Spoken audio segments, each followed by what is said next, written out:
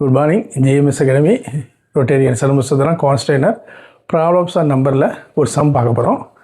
இதுவும் எஸ்எஸ்சியில் கேட்ட கொஸ்டின் அது 3/4 ஆஃப் ஏ நம்பர். ஒரு நம்பருடைய 3/4 is 60 more than its 1/3 the number.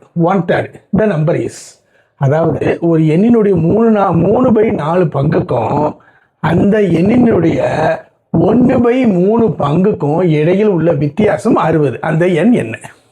நல்லா கவனிச்சுங்க. ஒரு கான்செப்ட், இந்த மாதிரி ஃப்ராக்ஷன் கொடுத்தாலே இந்த நம்பரை 1ன்னு வச்சுக்கோம். என்கிட்ட 1000 ரூபா இருக்குது, உங்கள்கிட்ட 1500 ரூபா இருக்குது. கூட இருக்குது, குறைய இருக்குது, கிரேட்டர் லெஸ்ஸர் அதெல்லாம் பிரச்சனை இல்லை. நம்ம ரெண்டு பேருக்கும் இடையில் உள்ள வித்தியாசம் இதுதான் நம்ம முக்கியமானது. டிஃப்ரென்ஸ் தான் பார்க்குறோம். இப்போ என்ன எடுத்தாச்சு? ஒரு நம்பர் என்ன எடுத்தாச்சு? 3/4. அந்த நம்பரை 1ன்னு வச்சுக்கிட்டோம். 1உடைய 3/4 தான். இன்னொரு நம்பரை என்ன எடுத்துக்கிட்டோம்? 1/3 அப்படின்னு எடுத்துக்கிட்டோம். ஓகே தானே? சரி, இப்போ ஏன் இந்த இடத்துல மைனஸ் போட்டிருக்கோம்? கூட இருந்தாலும் சரி, குறைய இருந்தாலும் சரி, ரெண்டுக்கும் இடையில் உள்ள வித்தியாசம்னு எடுத்துக்கணும். இப்போ எல்சிஎம் கண்டுபிடிக்கணும். எல்சிஎம் கண்டுபிடிக்க ஏற்கனவே சொல்லி கொடுத்துருக்கேன். 3 ஒரு பிரைம் நம்பர்.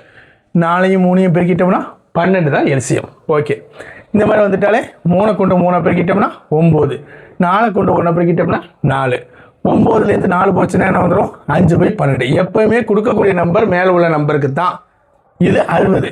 12 என்னவாகும்? அதாவது 5 60 ஆச்சுன்னா 12 என்னதாகும்? 5 எதை கொண்டு பெருக்குன்னா 60?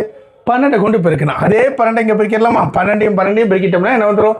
144. தேங்க்யூ.